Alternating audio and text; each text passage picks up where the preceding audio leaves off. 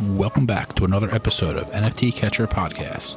We'd like to remind everybody that nothing on the show is meant as financial advice, and to please do your own research. Thank you, and enjoy the show. Now the subject is NFTs. They're known as non-fungible tokens, or NFTs. NFTs are exploding in popularity. This is a technology that will forever change the way people interact. So it is happening whether you understand it and like it or not. This phenomenon is moving. The digital. You have now joined Jenny from the blockchain and Michael Keene on the NFT Catcher Podcast. What's up, everyone, and welcome back to another episode of the NFT Catcher Podcast with me, Jenny from the blockchain, and my co-host, Michael Keene. Today, joining us to recap this week's events, we have NFTNick from the Nifty Alpha Morning Show. Nick, welcome to our show. Thanks for having me. Yeah, thank you so much for coming on. We do recaps every week. You do them like every day, which is insane. Mad props for that. Yeah, how has that been going for you? Like just every single day hosting a show about NFTs?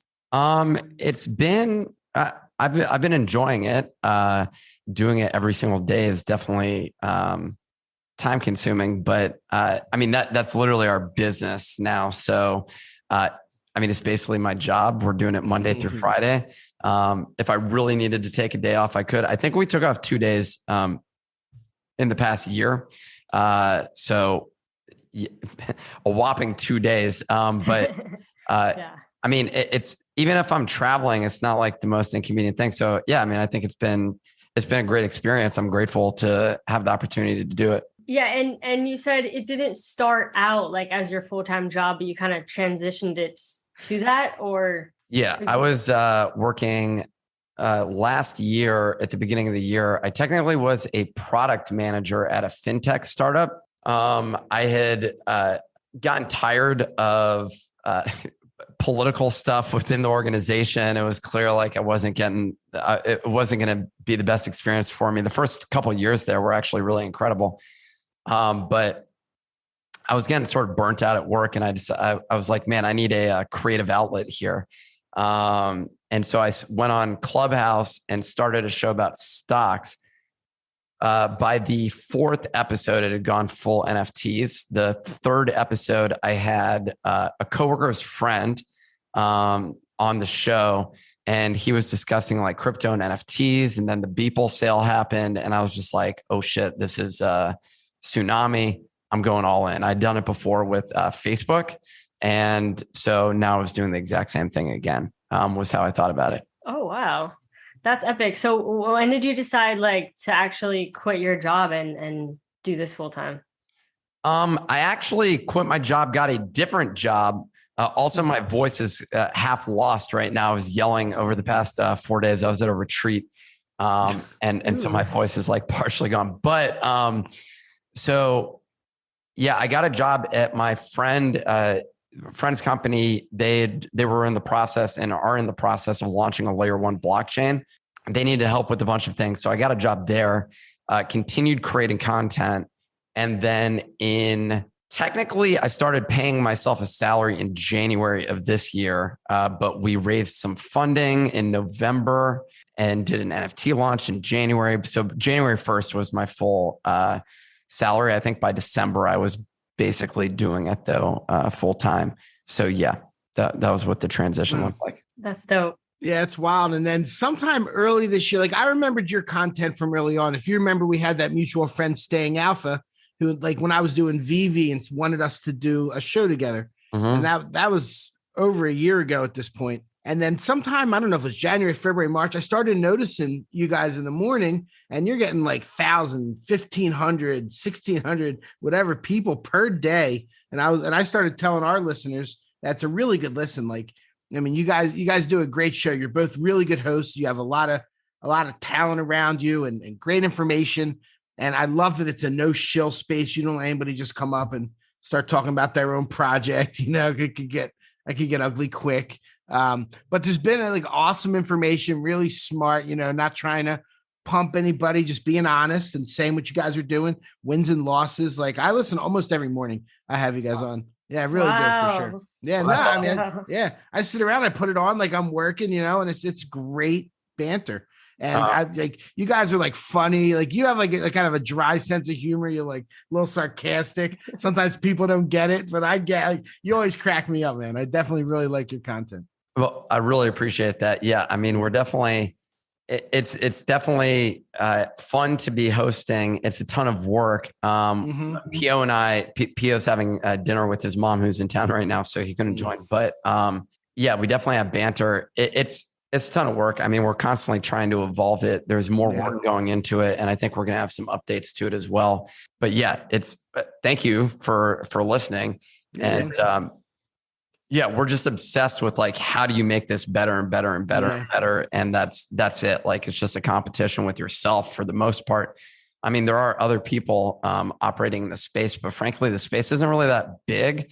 And so like, we just need more people anyways. So there's not like, I don't view, don't get me wrong, I'm like incredibly competitive, but I really, I'm always encouraging other people, like, you got to go and make content like in the space. Yeah. We need more voices. I hear that. And talk about being competitive. Like, there was a while that Rug Radio was like the number one show. And then they had to like kind of build their schedule around you guys. I noticed that. I'm sure you did too. That, I mean, those guys are, I know Farouk comes on, like it's a good show also, but they definitely had to like schedule around when you finished. They're doing well right now. And I think they're, Farouk is incredibly competitive as an individual. We text with him on a regular basis. And we're always looking at all of the content that exists and trying to figure out, what's good, what's not, as well as looking for inspiration in non-NFT related stuff to say, what's some like alternative stuff that you can do that actually, ideally, I mean, the biggest thing that we're challenged with is like, I hate saying crossing the chasm, but really that's pretty much what it is trying to like jump over into some sort of mainstream reach, because right now we're all kind of talking to each other. I was going to say the conversation has changed as well. There was a time when it was all like, what are we buying? What are we selling? What are we buying? And now it's like the volume is nothing. And like, there's drama everywhere. The conversation's definitely changed. It can get a little stale. Like it's cool to hear what you guys are thinking about and your kind of process there. Yeah. I mean, it can get stale. That's a constant concern. I think the question is how do you get more voices? Is one of the things which provides variability. The other thing is doing like weird off the wall stuff. I woke up one morning and did like a 5-minute Broadway song or 3-minute, like I just like improvised it and we did something like just doing. I'm not saying it was great. I'm just saying like it's different. So the question is like, how can you come up like we're open to testing anything, and pretty much we do. We're willing to throw stuff against the wall, including. I don't want to say we blew $60,000, but we kind of did on a wallet that we created last year, and it was just a complete disaster. P would say that it was my energy was the cause of it, but regardless, we kind of blew a large amount on that. What was the purpose of that? Was that like, this is our podcast experimental wallet? We're like on the show, maybe we're going to talk about stuff and buy it live or. Yeah, the problem was like we spent a lot of it up front, and then we got just absolutely wrecked on a bunch of like bad purchases, and it just went quickly. And then we weren't maintaining it, so then like the market went down, and we just weren't even monitoring the wallet. So it's gone from like 60 down to like 5 or 10, which is not great. On the flip side, it's entertainment. I mean, we ended up. We still generate revenue. So it's not like a complete loss. There were some people that thought we were essentially gambling our community wallet, which we're not. We were just like, yeah, let's make a business expense of this and see what happens. I don't know that we approached it the right way. The biggest thing is like most people, that's not accessible. Right? Like, let me go spend $60,000. Like the average person's like, what the hell, who the hell are these people? And what are they doing? Why are they wasting this money?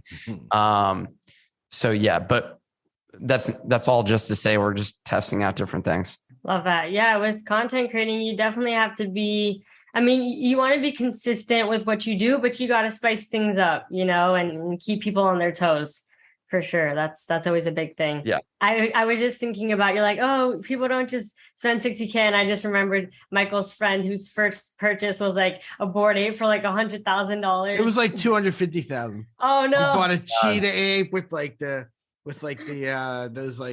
whatever those, not the 3D glasses, I don't even know what they're called. That was the wild. visor. Yeah, that was wild. And then he got all into it. He bought like a Serum 1, Serum 2. He was all into it. And how's he feeling now? He seems to be pretty positive about it. It's definitely, and it went up, like he bought it and then it like doubled. So he was like over the moon. You know what I mean? But he didn't sell it. Right. It didn't sell it. Yeah. Now that's always the thing, right? You always get the opportunity and then you're like you just, it goes up and you're like, yay, but then you don't sell it because you're excited. Yeah. And that's just like the hardest thing ever. I sold about 50% of my NFTs on the way up. So I didn't like. Oh, shoot. So I did pretty flex well. Flex on us. But I could have sold more. And you can always look back on like things you could have timed better, but yeah, it's hard to look at like, I can sell this thing for $100,000 and not, and just be like, no, I'm not doing that. It's just a difficult, like, I didn't spend that much getting into it. I think all in that I've invested in the space is probably 30,000, but I didn't start with that. I think I started with like less than $1,000 that I put in. But as I got comfortable, I invested more money. But I don't think I invested more than 30K into the space. Ultimately, I've since made other purchases, no doubt, but it's all come from sales essentially. What's your biggest purchase, NFT purchase? The most recent one is a CryptoPunk. I bought a CryptoPunk for 90K when it had dropped down to the bottom. It was down to 80, this one that I was looking at. And the floor was like at 50K. And so I'm speaking in USD terms. I know. I'm like, I can't compute with your USD terms. Like, what is this in ETH? I mean, I don't view, like, the reality is everyone says price it in ETH. Price it in ETH is good when last year, when you were trading, pricing it in ETH made sense because it helps you avoid kind of the emotional baggage that goes with the double volatility that you have going on because you have both ETH and USD compounding. And I had a friend DM me and he was like, dude, I'm seeing it going down in USD value. What's going on? And I was like, dude, the name of the game is collect ETH. But collecting ETH means you do have to sell at some point. So if you can keep accumulating ETH, then it's really good. On the way down, it's not a great strategy. When ETH drops by 80%, it's really difficult. So I just don't it's difficult for me to value it that way. I think there's some pieces that are valued in ETH. CryptoPunks have come closest to that for me. So I don't know what I spent at that time. It was probably around 85 ETH or something like that is probably what that ended up being. Ultimately, I still look at it in US dollars because if like a few $100,000 is life-changing no matter how you slice it. And so it's difficult for me to look at that and be like, I'm just going to keep this in here because I never would have made a bet like that before. That's the reason why you probably sold 50% because you looked at it in USD. Like, I think, you're like, oh, 80. Like, it's just 8, the number's 8, right? Yeah. But it's like, if you're like, I guess it depends the price of ETH at the time, but, $30,000 is like, whoa, that's, half of someone's salary, I don't know. It's just like a lot of money when you're looking at it in USD. And my sister, she definitely sells a lot more than me. And that's how she looks at it too. She's like, Jen, look at the USD value, not the ETH value. I remember my ex, when we were I think that was last summer. And I guess August, running up to Mutant Apes, like everything was just ripping and everyone was just getting rich. Like literally, if you bought any NFT, the price just went up. It didn't matter what you were buying. You had 90% odds of winning during that time. At least for there was a few day period. I don't remember what day it was, but everything was just up. The Damien Hirst that I'd bought for, I guess, $2,000 was worth 70,000 or something like it was worth 20 ETH at over $3,000 ETH. So it was like $70,000 for this thing. And I remember her being like, dots on the paper. Yeah. Yeah, you got to diamond hand it. I still have it. That was a bad move. But also at that time, I got the M2. I got 2 M2 serums airdropped to me for my Bored Apes at that point. And there was an offer for $100,000 sitting there. And again, I was like, yo, that's $100,000. Like that just landed in my lap. Nothing. For nothing. Why wouldn't we take that right now? I saw a smart person take the 100,000. So I ended up taking 2 of them for like 75K and just sold that, moved most of it off, and then kept a little bit and bought a couple mutants. But it was it was absurd. Like the numbers were just insane. And it was like, where is this coming? Like, who is this person that's paying this much? Like it didn't make sense. It got crazy for sure. Yeah. It was Nate Alex. He buys the top on everything. So it was probably him. One of my friends I know specifically had bought one of them. I saw him buy one of them and I DM'd right as it happened. I was like, dude, you just bought this thing for 55K. That I guess congrats. Like that's ambitious because you have no information. Like when else have you gone to a casino and you're like, and here's $55,000. Yeah. Like when have you done that? Yeah. And he got wrecked. Initially, I think that went down to like a few $1,000s was what happened. Eventually, if he had held on, it came back and you would have made a profit. But yeah, that was disastrous. Yeah. Yeah, that was wild when that went down. That was wild. It's just crazy to think about too. And now we're kind of at a different place. You know, I saw Michael reply to a tweet on something, and it's like the smallest news used to really pump the floor a lot on things. And now it's like, you know, you hear a little something and it doesn't really move the market as much as people hope anymore. And it's just a bit of a different shift, as I think people are thinking a little more about like exit liquidity, you know, versus like, oh, this means it'll go higher. And, you know, they're like, okay, it's looking a little not too great for some projects. Yeah, that's a good point. It used to be you could have a celebrity buy one and the floor would go wild. Unless it was Steve Aoki, then that was the top signal. Mm-hmm. We know that. Nah, it's definitely a different time. And Nick, you mentioned like trying to figure out how to get new people, you know, how to bring people in. What do you think? Where do you think the next wave of people is going to come from to the space?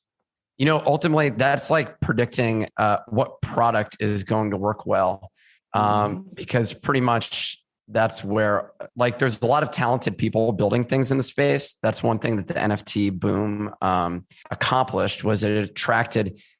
Before with crypto, there were few people. The people that I knew that were building in the space were a rare breed, and there were a lot more naysayers than advocates, especially in Silicon Valley and San Francisco, which technically is not part of it, but same thing.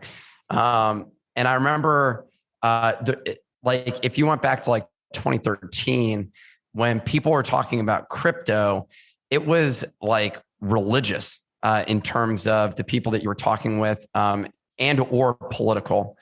Or anti-political, anarchist. And I think that that has changed in the sense that rather than being just a bunch of weirdos, it's still a bunch of weirdos, but we have, and I say that in a nice way, but where society would be like, what the hell are these people doing? It's still that way to a certain degree, but we have a larger cohort of people that are doing it. And now then rather than just flipping coins, you're also flipping JPEGs. Okay, well, how does that help the world? Who knows? I mean, honestly, I think from that standpoint, I have no idea. But when you get a bunch of talented people working on stuff, inevitably, usually something ends up happening and some creative twist happens. NFTs were that creative twist combined with COVID, because that had existed before. I mean, you need numbers to go up in order for people to be interested and cater to people's greed. The same thing happened with Facebook. That was the publishing business I used to run. They what they ended up doing was in 2007, they launched the Facebook platform, and developers could go and build apps on Facebook. And there was maybe like 7 million people on Facebook at that point in time. And what you could do is launch an app, and for basically everybody, the app would just go viral. If you had an invite widget inside of your app, it went viral. And developers were just making a bunch of money. Kids in dorm rooms. I met a bunch of people. I was writing about it because I didn't understand what the monetization model was. And a bunch of people were getting rich. And so immediately a lot of people ran in. It was the same people. A lot from the first internet bubble had reapproached this space. And then you also had a bunch of developers jumping in, and you got a lot of capital that came in, and you had talent that came in. And essentially, a lot of those businesses technically don't exist anymore, but a lot of them spawned out of Facebook. So I think of Living Social and Groupon at that time. I think of Zynga, which was a gaming company, still is a gaming company today, but I don't know if what games people are still interacting with. But there were a bunch of businesses that like sort of spawned out of that ecosystem. Salesforce bought one for almost $1 billion, company Buddy Media. There were a bunch of businesses that existed at that time. And the reason I bring that all up is that essentially those developers are what drove adoption. The same thing happened even before that. If you go to Windows and Apple, it was the exact same thing. Give developers a platform to go build things. They're going to go build software that enables people to go engage with something that's innovative, and then they end up adopting it. My bet, if I was going to make one right now, would be Apple's AR glasses, basically, would be my guess of something which ends up pushing this. We're just ahead of the curve on that this time by a few years. But I think that to me is the biggest shift that's going to happen is when digital meets real world. Everyone right now is looking at it being like, this is dumb. Why are you collecting this digital stuff? Right. Kids get it, but kind of, they don't get NFTs. They get buying stuff for Fortnite. And I just think that inevitably is the stuff that's happening. In the interim, we're just having fun and, interviewing builders and people like that are actually creating things, which hopefully do drive adoption inevitably. But your guess is as good as mine, I think, when it comes to figuring out what's going to be that driver. Right now, it was just pure speculation and greed, which I really enjoy. So that's what we've had. That was phase one. So I'm looking forward to the next phase. Yeah, that's really good perspective. I like that.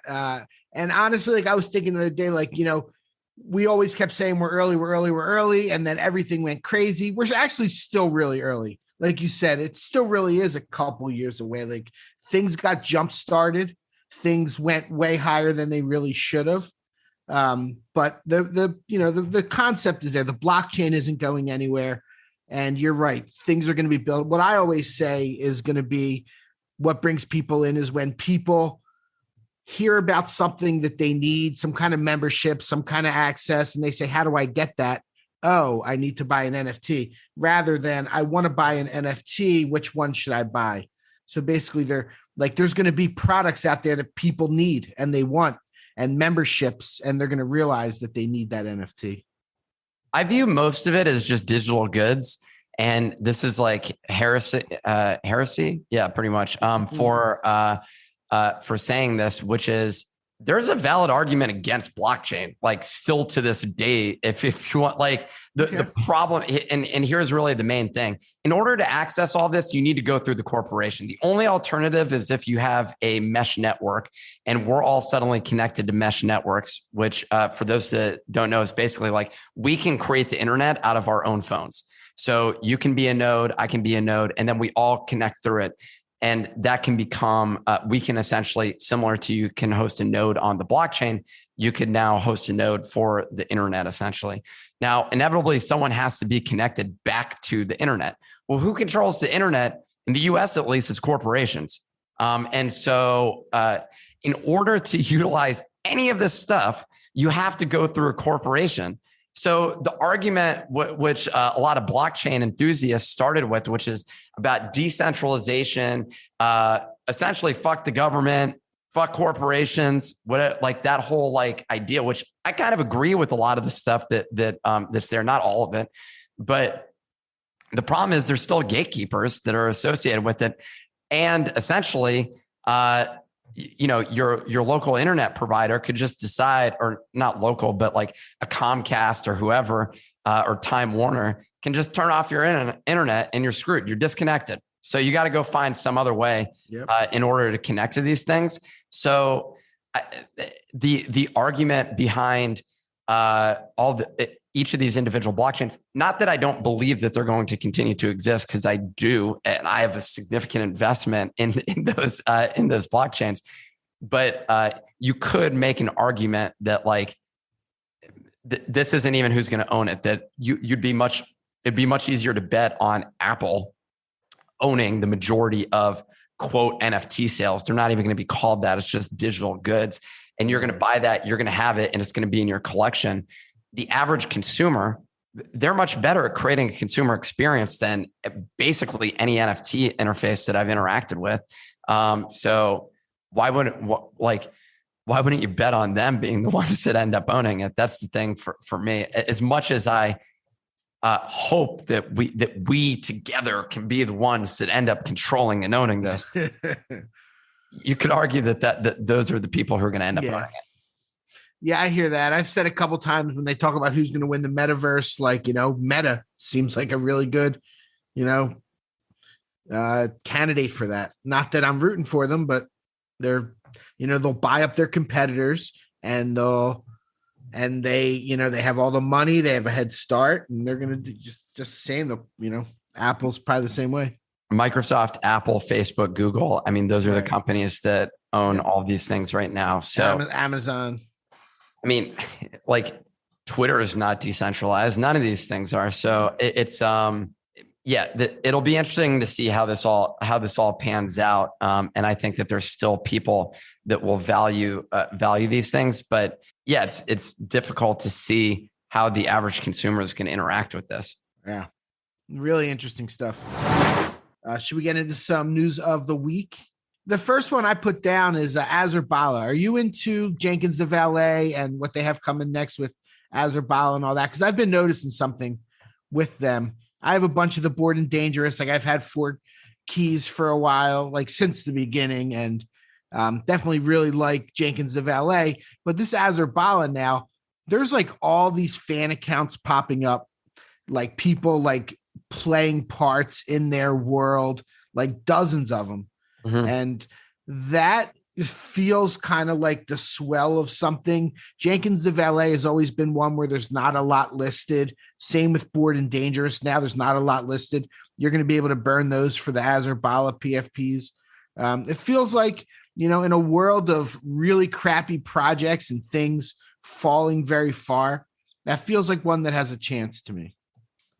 Well, disclosure, they sponsored us. But in terms of, I also owned previously their NFTs. I sold out only because I get emotional in my NFT portfolio periodically, and it's cool, man. Just start hate selling things. In terms of, yeah, I mean, they're building something that's quite interesting. I didn't fully. I don't fully understand like why this world versus whatever, but they're building something ambitious. It does feel like they have a community of people who are super passionate. And I remember coming out of the Bored Ape Yacht Club, they were able to capture the minds and hearts of a subset of the community that ended up jumping in there and contributing to writing and contributing to storyline and plot development. So it's really interesting what they've done.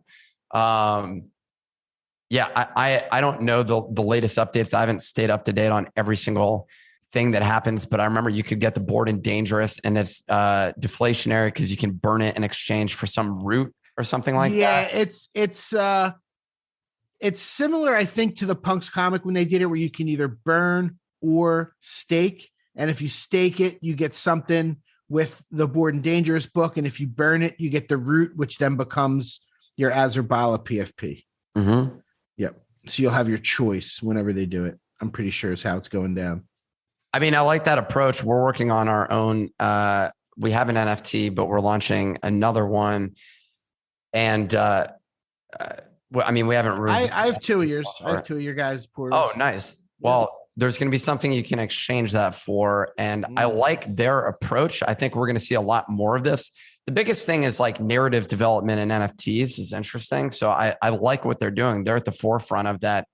And there's few comparable projects. I think of Goblin Town developing some narrative, not as robust as Jenkins Valet.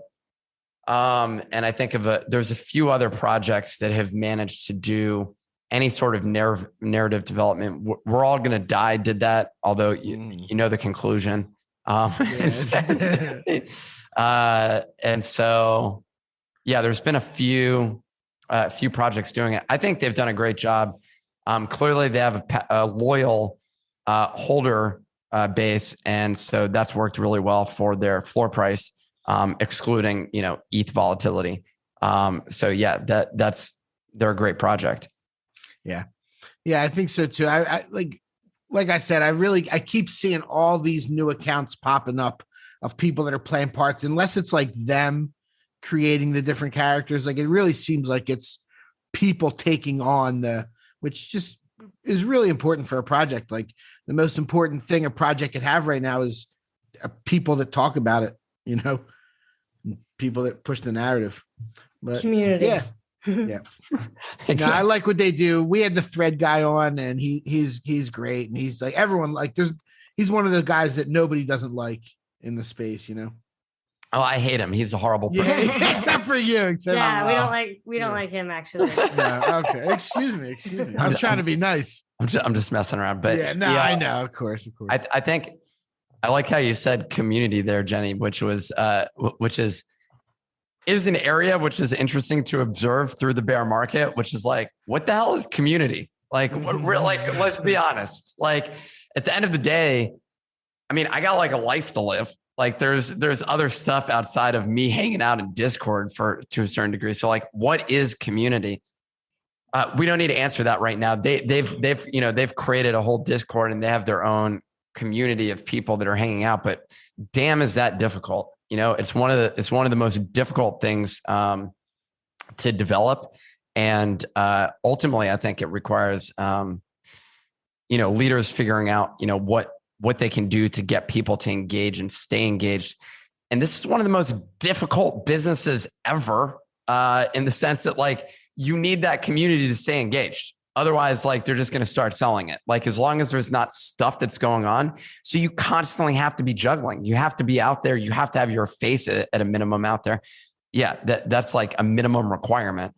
So that's man, it's a tough business. It's really tough. It's really tough. You need ambassadors that are willing to put themselves out there and talk about.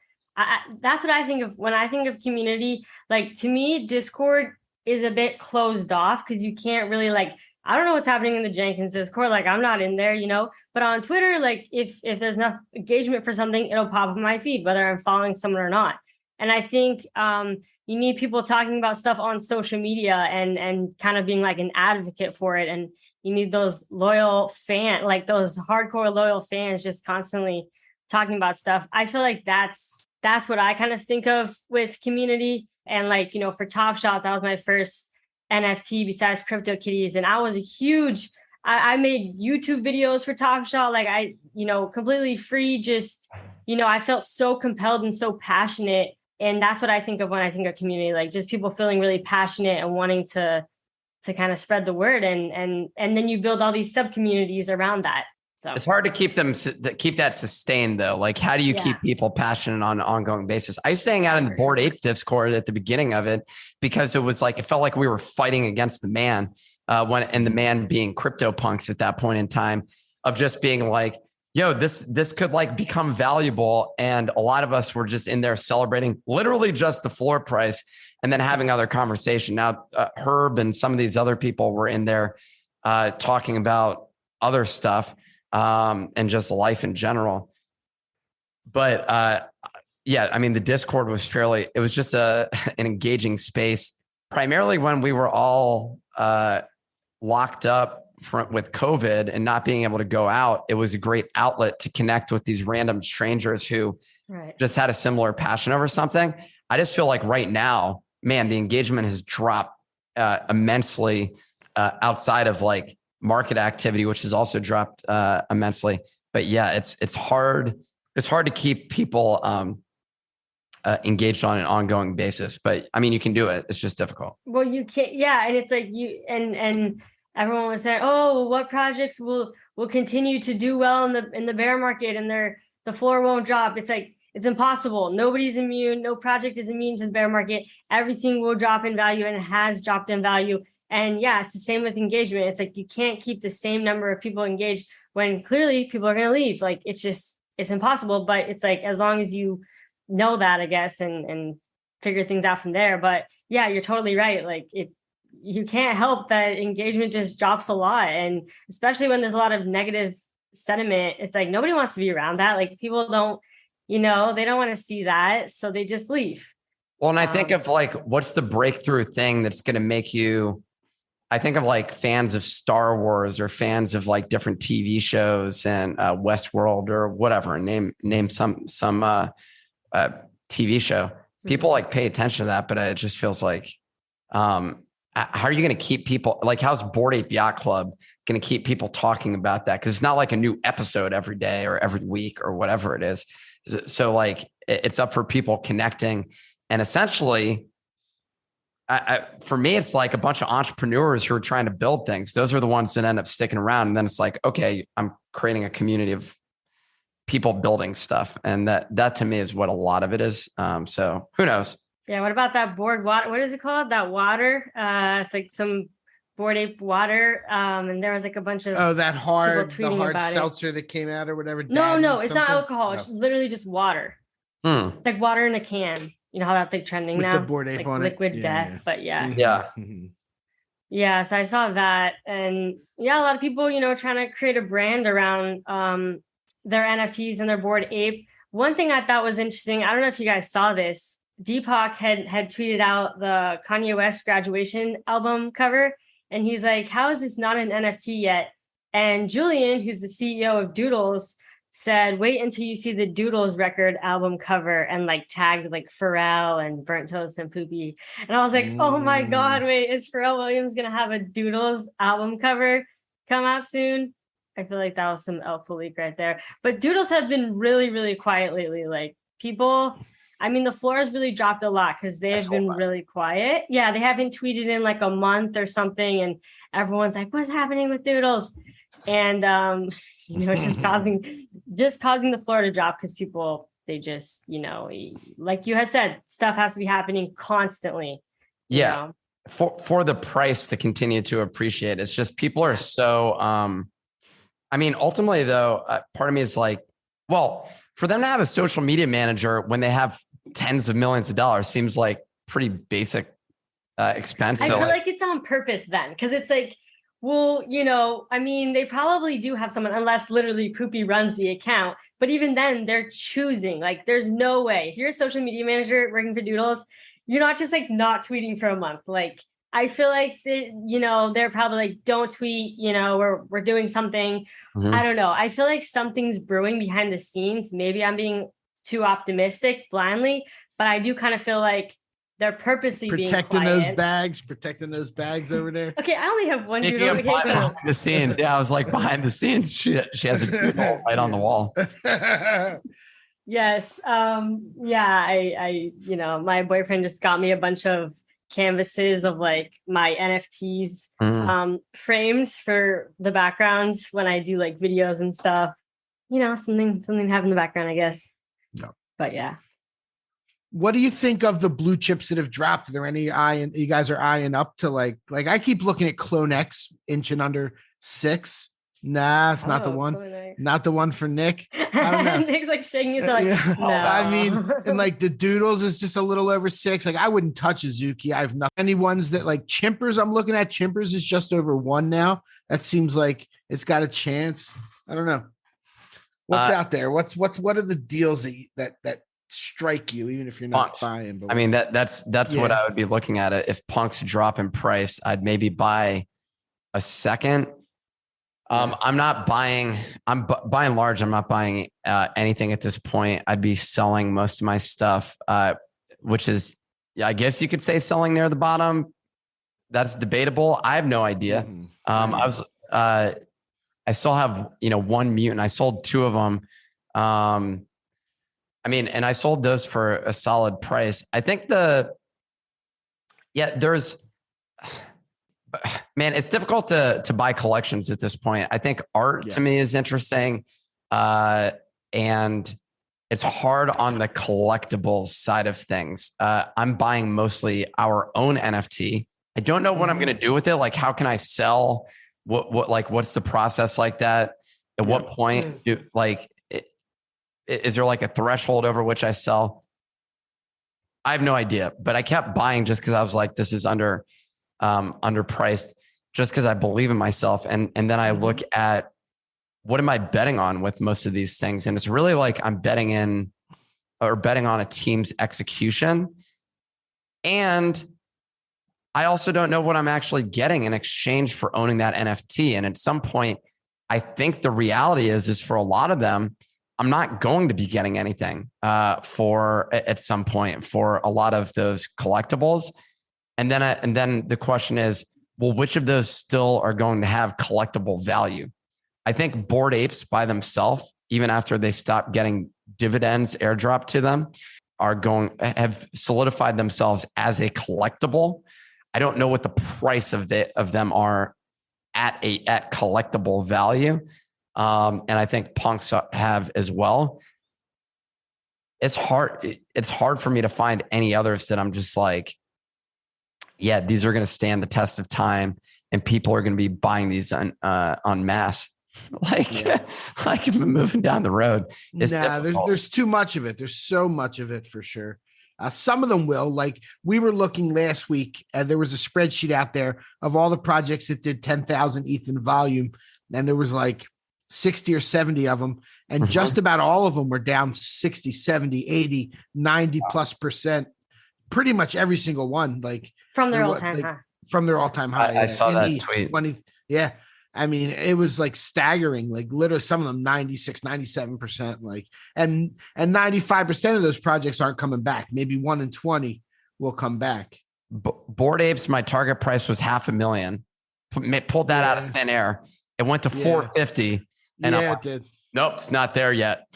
But I sold another one for like 250 or something like that. Good for you. It's not like, I don't know. Yeah.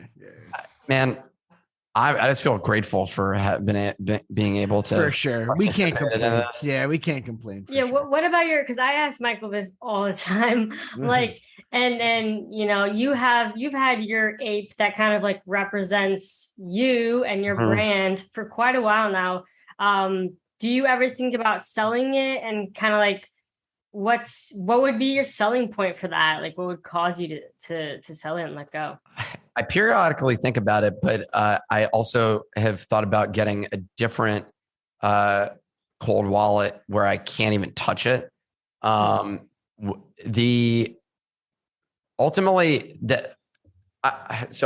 had this discussion with POs. Well, PO's like, I'm gonna sell all my NFTs, so I have no conflict of interest. And I was like, no. Like, you need at least like one. They're gonna be like, how does this guy have a show about NFTs? He doesn't own anything. Exactly. And to me, it's all about skin in the game.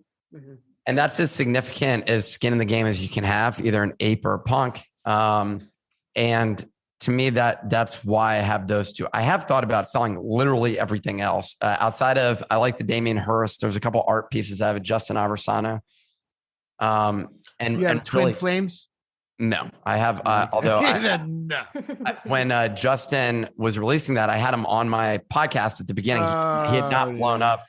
And he was like, yo, it's 0.5 ETH. And I was like, bro, I don't collect art. 0.5 for a picture, bro. Excuse me. I had not bought an NFT yet. So yeah, that was, that was a dumb move, but I don't think $500,000 or $1 million, I would probably sell it at. I think maybe $1 million.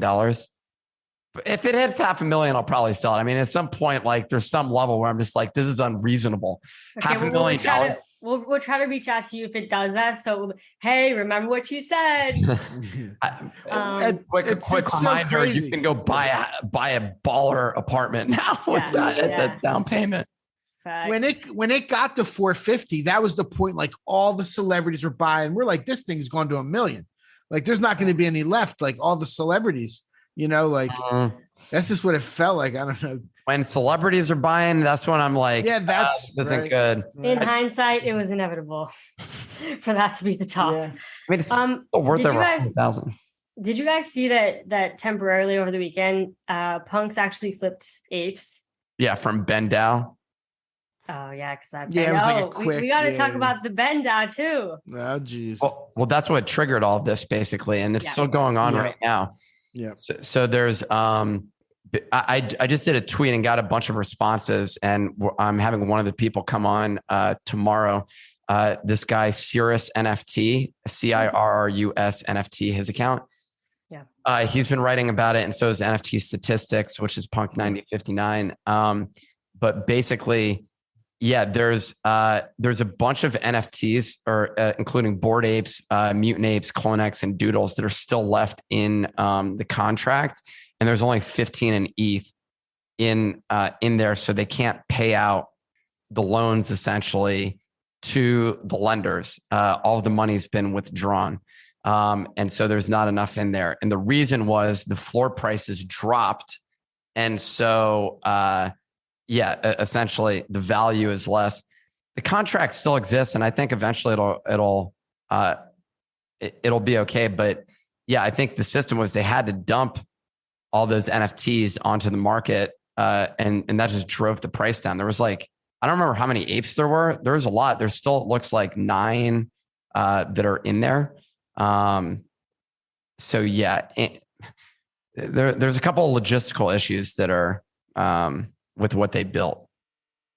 Yeah. So basically, from what I gather, is like people took out loans against their NFTs, and then the floor price dropped below a certain threshold, which caused a bunch of liquidation auctions to happen. And then the apes and stuff like that got auctioned off. And then obviously that kind of like lowers the price even more, because then there's purchases for even less than, the floor and stuff like that. And it was just, and yeah, that guy, I keep thinking it's Circus, but it's like Cirrus NFT. Anyway, he or she has been writing like a ton of like threads about it. I'm like, okay, this is pretty serious, but it's very complicated as well.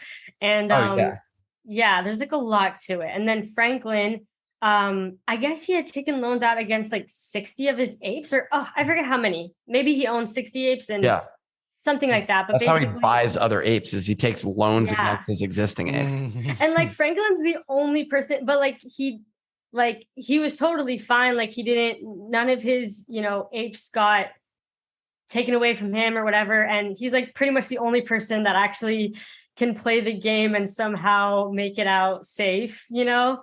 I don't know. Yeah. Well, debatable, I guess. Yeah. With that 100 ETH that he had lost for like ENS. So take 60 times $450,000 and he does 25 million or so. Yeah. So $25 million. And you're just like, dude, you're not going to sell any of that. Like that was just like ludicrous to me. And I guess he got a token airdrop. So he probably still made millions of dollars off of I think he turned all that into new apes. Cause at that time he had like 42 when that all went down. And now he's got 60. Dude, his taxes have to be so wrecked. Like, could you imagine? Right. What taxes? All that free money. And then just, what'd you do with that money? Oh, I just bought these 7 pictures of apes. Yeah, he's pretty wild. I mean, he's pretty extreme. Like he's definitely at the extreme end of things, but I guess he's just doing well in his real life that I don't know. He has a regular job. We had him on. That's what he said. He's not quitting his job. He just keeps his real job that supports him. And that reminds me of Pranked, who had literally, nobody, I feel like the people now don't know who Pranked is, but or Pranksy. Yeah. Well, their username on Top Shot Pranks, I always think Pranked, but yeah, Pranksy, they are like one of the all-time greatest NFT traders like ever, and like owns so much. And yeah, I remember back when, I mean, maybe a year and a half ago or something, they did an interview and they still had a job as well. And it was like, they literally didn't need to. They, you know, they could easily just sell a couple of NFTs, be good, but they just loved playing the game. And that was like their thing. I don't know. Some people are just like that, you know? So that's Franklin. Yeah, 1,500 apes wasn't enough when it minted out. Yeah. Yeah. Oh yeah. To retire you. For sure. That was epic though. Yeah, for sure. What else are you a little worried about the apes right now? Are you a little worried? Like, I mean, I to be honest with you, I thought about trading my ape for a punk, but I didn't really have the guts. I don't know. I'm going to stick with the apes, but my gut kind of does tell me that the punks might win in the end. Like, I just don't know what's next. They're going to build a game, and then they're going to have another 100,000 other deed plots, other side plots. Like, what is really the next? Like, they did so amazing, given so much stuff, but if they did another airdrop, it would just be, it'd be worth a couple ETH or whatever at this point. Like, what? I don't know. Are you worried about it at all, or do you think that they'll make their comeback? This whole space is absolutely ludicrous. No, I'm not worried. Do I think they could go down? Yeah. I could see these going down to like 20,000, 30,000. Like I don't know what the lower level of this is. At some point, you got to think rationally when someone's like, at the end of the day, someone in there is holding an ape, and there is a scenario in which they say, hey, I could use an extra 30 grand right now. And that immediately gives them, they're able to immediately get that liquidity. Now, right now, 30 grand would be an aggressive thing, but you see ETH crash. If it crashes again or further, I definitely could see a lot of these things dropping.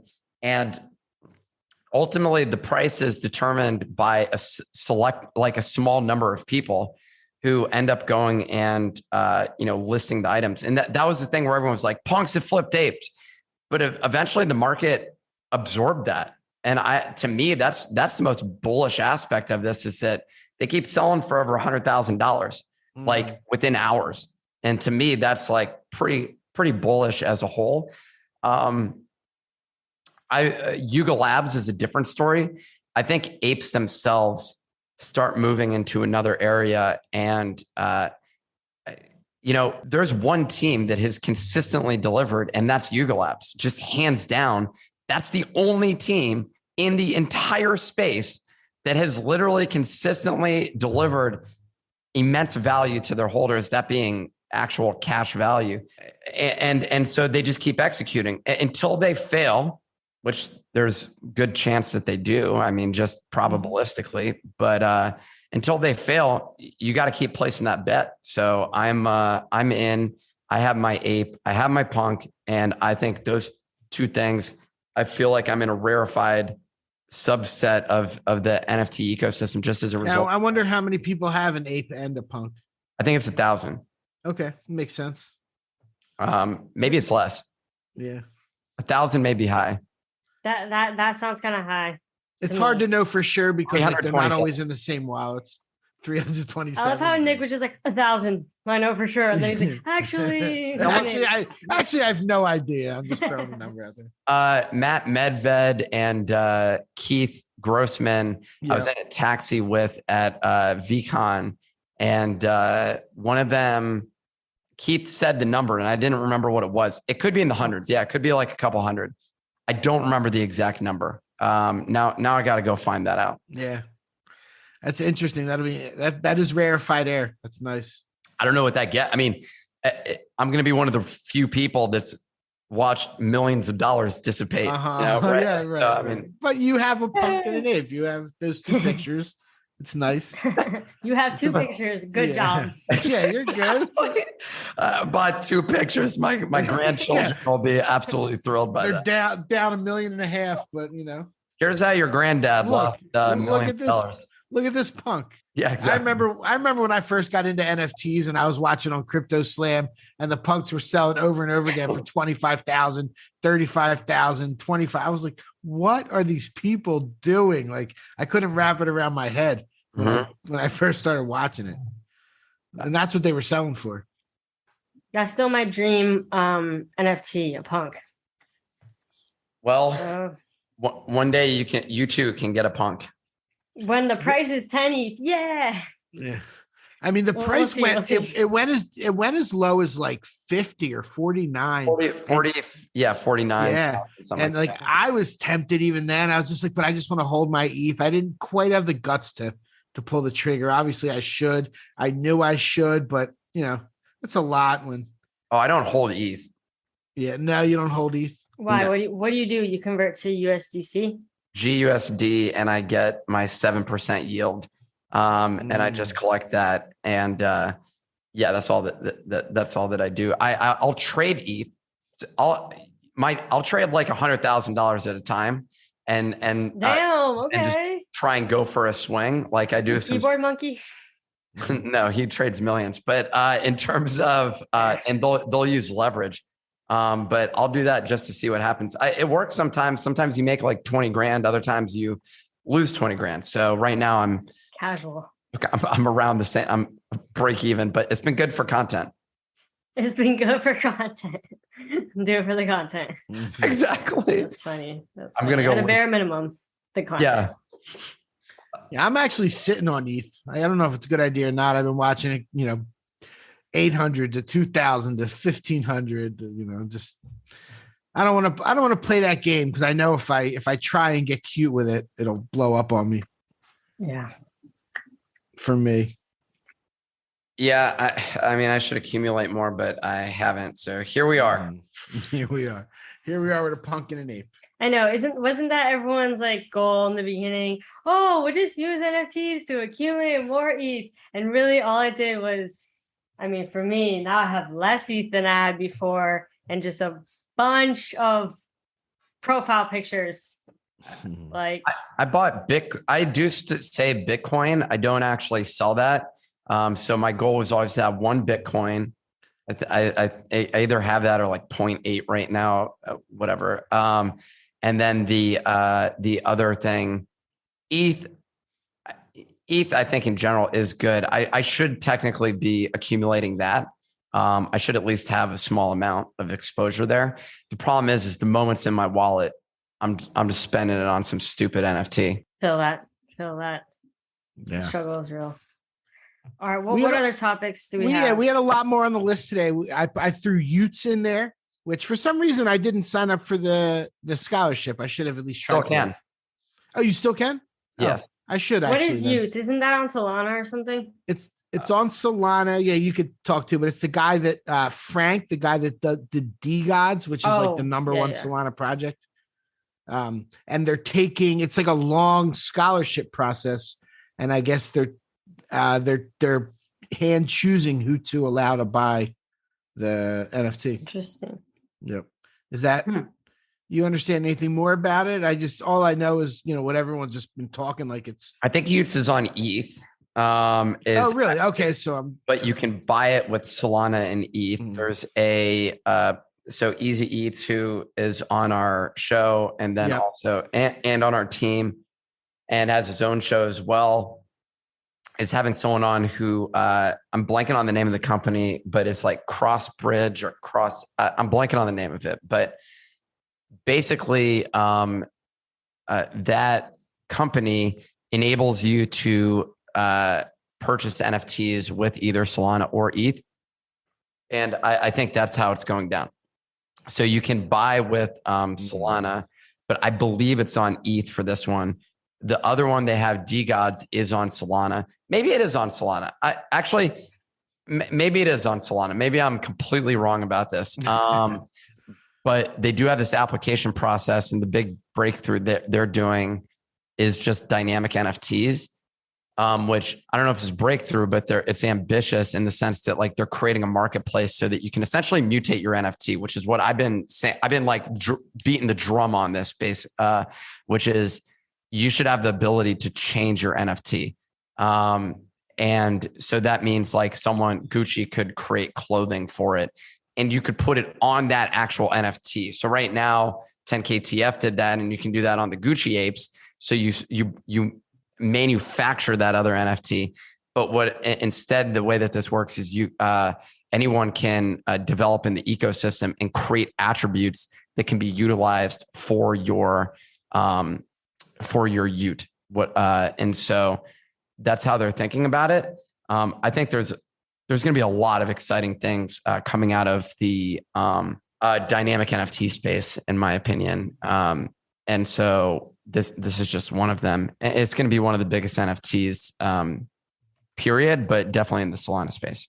Yeah, I found this site. You have to connect your Solana, your Sol wallet, Phantom, and your Twitter, which I am not a fan of things where I have to connect my social media to my wallet, with my wallet in the same thing.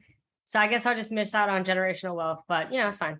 Pre-mint. Phantom Pre-mint's pretty invasive. It's Phantom. You can go create a separate account, which you just use for minting this. Yeah.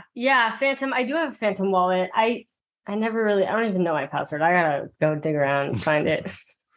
But just get the generational wealth. What are you doing? Just go and get it. You said you want a punk. Here, come on. You can go and take. Just go through the dang thing. So they're just approving people that have a following on Twitter, basically. Yeah, they make you accept your. Yeah, you're like star. You'll get it. You'll probably get it. Yeah, you're a big time influencer. All right, I'll consider. I'm actually gonna. I didn't know you could still apply because I saw people being approved. I was like, I missed it. I think it's only like 25% done right now. So there's a long way to go. Did you apply for it? I did today. You did today? Get approved? No, but I'm pretty confident just because of how big of a deal I am. So yeah, they'd be silly not to. If you didn't get approved, I'm definitely not going to get approved. I'm just kidding. And they tweet out everybody they approve. They do like a whole thing for each person. Yeah, I saw that. Yeah, that's smart. That's really smart. Yeah, it's kind of neat. And then there was like people were getting like under the ones they would tweet like, why would you approve this MF? People, all kinds of good stuff going on. What else has been going on? I wanted to tell this story last week, but I forgot when we had Scally Nelson on. But so I was in a Twitter space, and if like people always talk about bots and the people that game the system, and I knew this ticket broker that he was like notorious for being able to buy thousands of seats to concerts and like game in every system. And he had 1 million addresses and 1 million credit cards. And I heard this guy talking on the Twitter space and he was like, just sounding interesting and talking. And then all of a sudden he goes, yeah, and I did tickets for 13 years. And I used to be a ticket broker, Nick. So that's why I'm talking about tickets. I was a ticket broker for 17 years before getting into NFTs. And the industries are actually very, very similar. Ticket broker and like the way the NFT, the buying and selling, that whole thing is very similar. So this guy was talking and I go over to his Twitter profile. I was like, oh my God, I know exactly who this dude is. I'm not going to say any names or Twitter handles, but like, I was like, it's this exact dude. And then he starts talking about how he was able to set up all these emails and he got 300 more Akami flowers when they did that whole raffle. Oh, snap. And that thing dropped and he sold 299 of them. There are people that will take advantage of when there's drops that are hard to get, like these people get up in there, they have bots, they it's wild what the hustlers will really do. I just found it interesting that those people are coming over, and I'm not saying necessarily have a problem or not. Like, people don't like that stuff, but it's the way it is with everything. Expose him. Who is it? Definitely not going to do that. Nike shoes, Xboxes when Walmart puts them on sale and Best Buy, like those all get botted too. It's all resellers, and the NFT space is no different. I found that interesting. I was like shocked when I was like, oh, I know exactly who this is. Did you reach out to him and you're like, yo, you remember me? Nah, I didn't. He was actually good. He was really good friends with my brother-in-law who I worked with. So that's like how I knew him. And I was like friends with him on Facebook, and he was always talking about what he was doing with tickets, and like He would show all his tickets lined up. He was wild. He'll push the envelope, and there's still people doing that. What else did I see? Fox is investing $100 million in their Web3 and blockchain business. They don't have any. They're the only TV service now that doesn't have like their own streaming service, and they're going to be concentrating. They're calling it they created the Blockchain Created Labs, BCL, and they're trying to like do all kinds of $100 million they're putting into it. So they don't think it's falling apart. Yep. And what else happened? I went to the crypto, what was it called? Connect Crypto Convention today in West Palm. A little subdued. It was nice and all. The NFT Kids magazine, who I've talked about a few times. I love those kids. I love what they're doing. They were there set up, grind. And these little kids are like 12, 13, 14-year-old kids, all with their own collections. And there's like this NFT Kids magazine that's really cool that helps them out. And you said Monica was there, right? Ran into our friend Monica from Upstream, who was she was hosting a panel, and then I saw her walking around the convention floor. We said hello. That was very nice. Yep. That's awesome. And she told me about the Goblin Party next Saturday, but I was already invited. So wow, yeah. 2 invites. Okay. Yeah, there's like a house party in Miami for the Goblins next weekend. Oh shoot! Exclusive, Nick. You don't know about that. You want to come down? I'll get you an invite. No. I have no You don't want to go to the Goblin Party, bro? No. Oh dang! Okay. I thought you were gonna be my +1. We're fudding the Goblins now. No, I'm not fudding them. I just have no joking. interest in attending their events because they suck. No, I'm just shoot! Quote that. You didn't get the free cheeseburger at NYC from the Goblin van? AJT actually tipped me off about their party. And I just didn't go. By that time I was like, man, I'm tired. I'm going to bed. Like this is. Yeah, that was late night, right? Wasn't that? Yeah. Yeah. I was like, okay. I know. I can't do this. Yeah. Mm-hmm. I'm an old man now, 72 years old. Maybe you're in your 30s. I don't know if you're in your 70s. Are you 40 exactly on the dot? Oh, shoot. That's exciting. It's a milestone. Congrats. Wow. Wonderful. Thank you. I turned 43 just a couple weeks ago. Hey. Yeah. When I turned 40 is when I got my glasses. So look out if your vision starts to get a little blurry. You're looking at your phone, you can't really see it. No, it's not happening. I remember I started I was with my mom in Mexico City, and we were in this dark restaurant, and I couldn't see the menu, and I was using my light on my phone, and she gives me her glasses, and it like changed my life. I was like, oh, so wow, yeah, that was just a few years ago. I have glasses, I just don't wear them, so I just can't see. Nice, but it's fine. Anything else you guys want to go over before we do? We'll typically do at the end of the show the top 10 collection rankings by sales volume over the last 7 days. So we just kind of go over some statistics. But if there's anything you guys want to talk about, do you want to talk about the Nifty portal too, Nick? Let people know like what you have planned, like the original token, the next one, whatever, anything you want to talk about that. And Jennifer was just trying to say something too. So I'm good to go. However you guys want to roll it out. You can go first, Nick. The Nifty portal, it is if you own one, we'll mow your lawn. And that's good utility. That's good utility, man. That's what we're working on. You'll get a free radiator drain and fill on your car if you own a car. Wow. And one free tire rotation. What the heck? This is nice. That's nice. What is happening? In terms of the Nifty portal, like we're building a Web3 media business. The Nifty portal is our premier NFT. We have some upcoming drops happening that gives you access to. Ideally, they're non-inflationary drops, and so we're just focused on building that out. We've been working with a bunch of different people to help us with that. We haven't announced anything about what it is, and That's because it's taken us so damn long to build it. So, when you say non-inflationary, you mean that the people are going to have to, if they want the new one, they got to burn the old one? Yeah, that's probably the way it's gonna be. Oh, Alpha cool. Leak.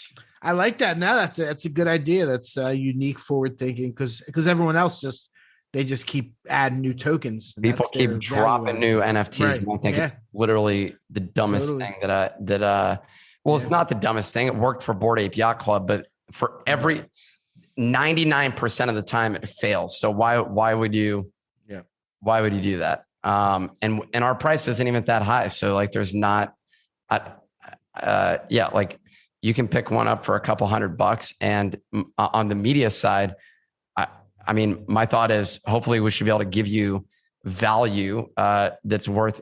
The information.com is a technology news site. I use them as a benchmark. Costs like $100 a year, or well, it depends on which one you end up subscribing with. Many times a few $100s a year to subscribe.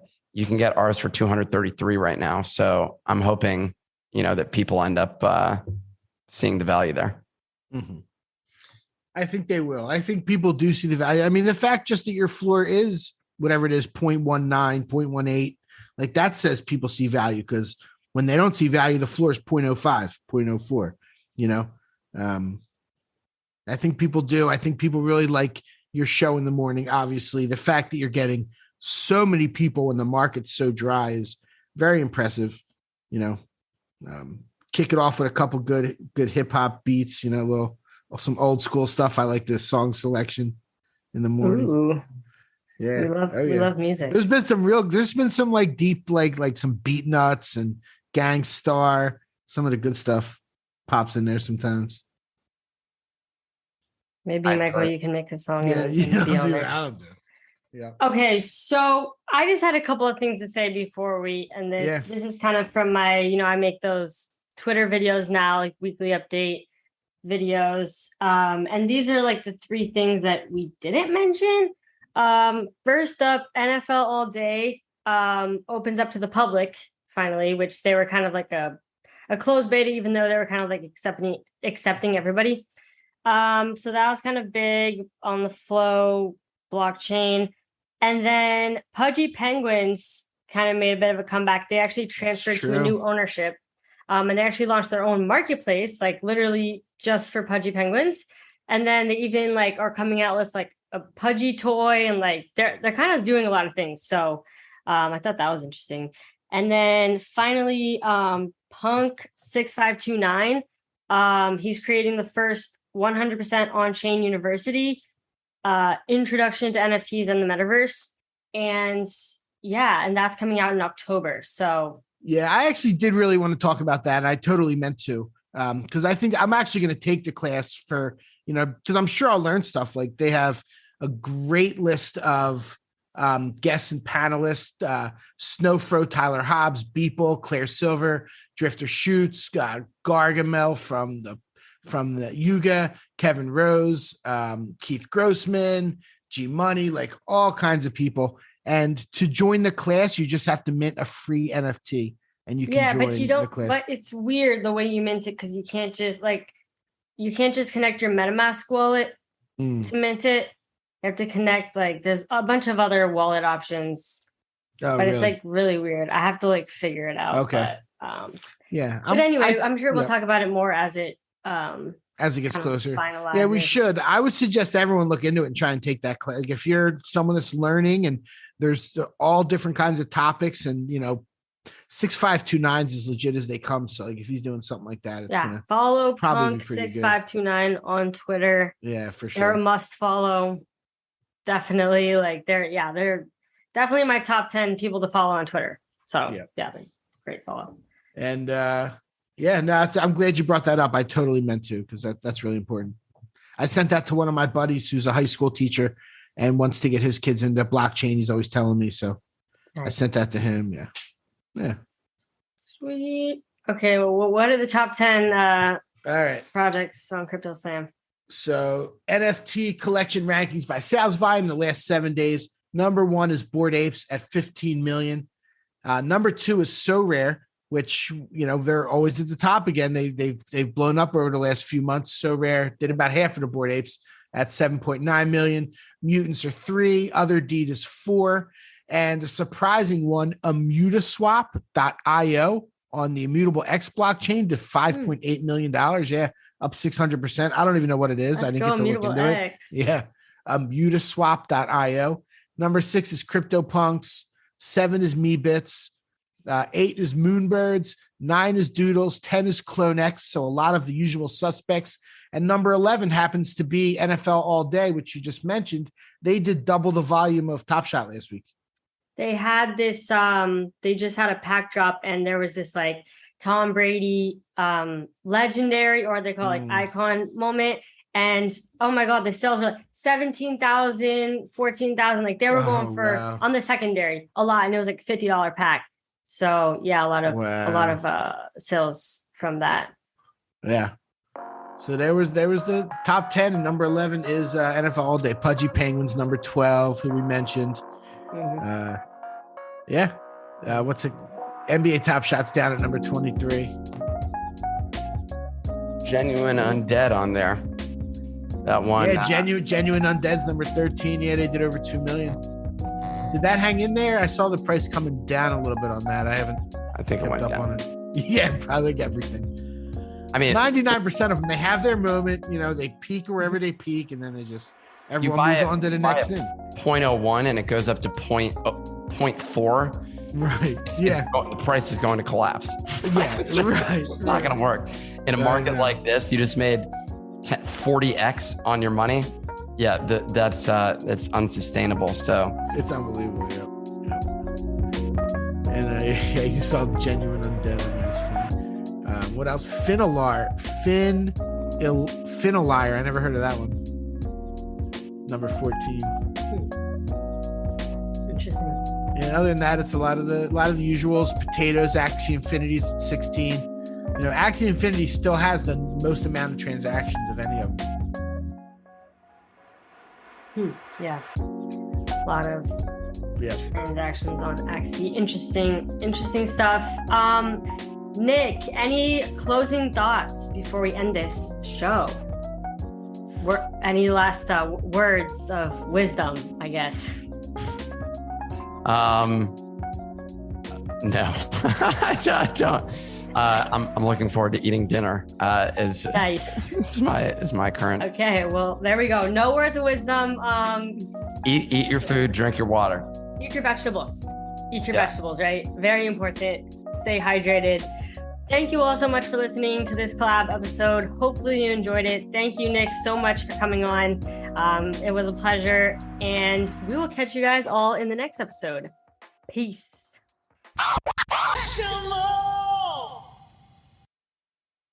Thank you for tuning in to the NFT Catcher Podcast. We hope you enjoyed today's episode and learned something new about the exciting world of NFTs. If you enjoyed today's episode, please take a moment to subscribe to our podcast on Apple, Spotify, or wherever you listen to your podcasts. And if you really love what you're hearing, please leave us a rating and review on your favorite platform. If you want to stay up to date with the latest news and insights from the NFT space, be sure to follow us on all the socials at NFT Catcher Pod. You can follow Jennifer at Jennifer_pseudo and Michael at NFTicket. I'm your producer, Andy, and I'm at AJC254. Our theme song's by It's Just Los. We always appreciate your feedback and support, which helps us reach more people and bring you informative and engaging content about NFTs. We look forward to bringing you more great NFT content in future episodes. Thanks for listening. Peace.